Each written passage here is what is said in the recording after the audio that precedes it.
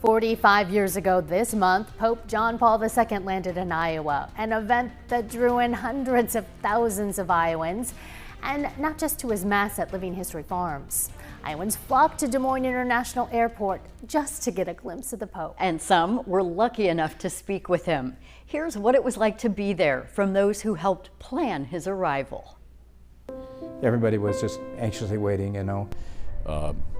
The governor was left Terrace Hill, as he did every morning, came over here to the Capitol, did what governors do to start their day. Big part of his schedule was blocked off. Pope coming to Iowa. We are still waiting, of course. The sun beginning to come out just a little bit more. I mean, we were just so relieved when the plane landed. There you see it, Shepherd 1 touching down in Des Moines. There would be a child giving the Holy Father flowers. The Pontiff now accepting a gift of flowers from Tom Anania, 9-year-old fourth grader, who is presenting them to the Pontiff on behalf of all Catholic school children.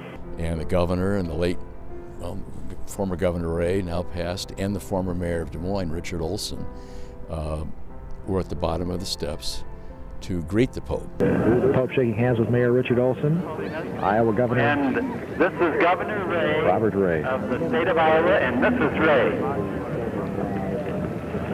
Ray. He had some remarks to give at the airport. Short 2 minutes of welcoming thoughts. And so he worked on those. I remember that.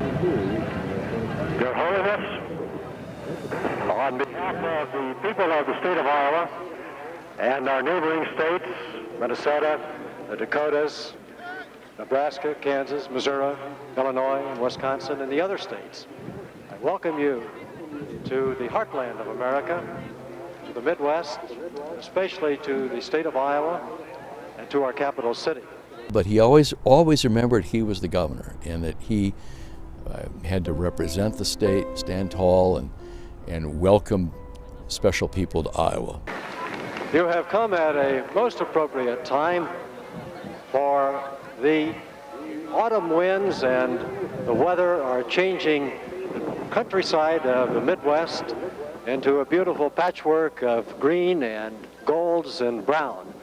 The governor wanted to have a very special gift for the Holy Father.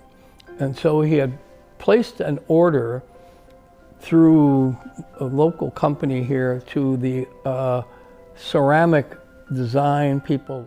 As a porcelain sculpture that has been done and created from a painting done by a man by Sivas, who came from your native land of Poland. But he was touched, he was moved. You could say he was borderline emotional. It was a special moment for Governor Ray. I mean, my goodness, here's Pope landing in Iowa. No, well, we put word out that if someone is incapacitated or handicapped, they'd like to see the Pope, because I had been to Rome, gee whiz, I'd just been to Rome like 2 months before, and I noticed at his audience that he was going around to all these wheelchairs. And I thought, So when I got back to Des Moines, we're gonna do that. So we thought, well, so we said, if you have a handicapped person, give us their name, we'll put it in a bin, and we'll draw 40 of them out. Holy Father now over to the group of elderly and disabled. What an exciting time this must be for them.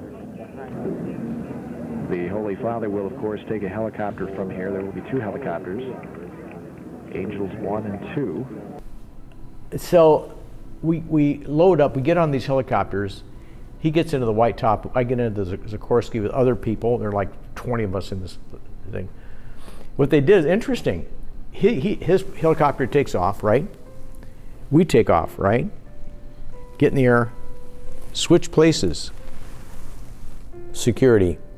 If somebody's going to shoot us down, they're going to think that he's in the first helicopter. The first leg of Pope John Paul II's journey is over with. Those helicopters were on their way to a small rural church in Madison County. In our next half hour, why that specific location was picked and who was able to meet with the Pope there. Ooh,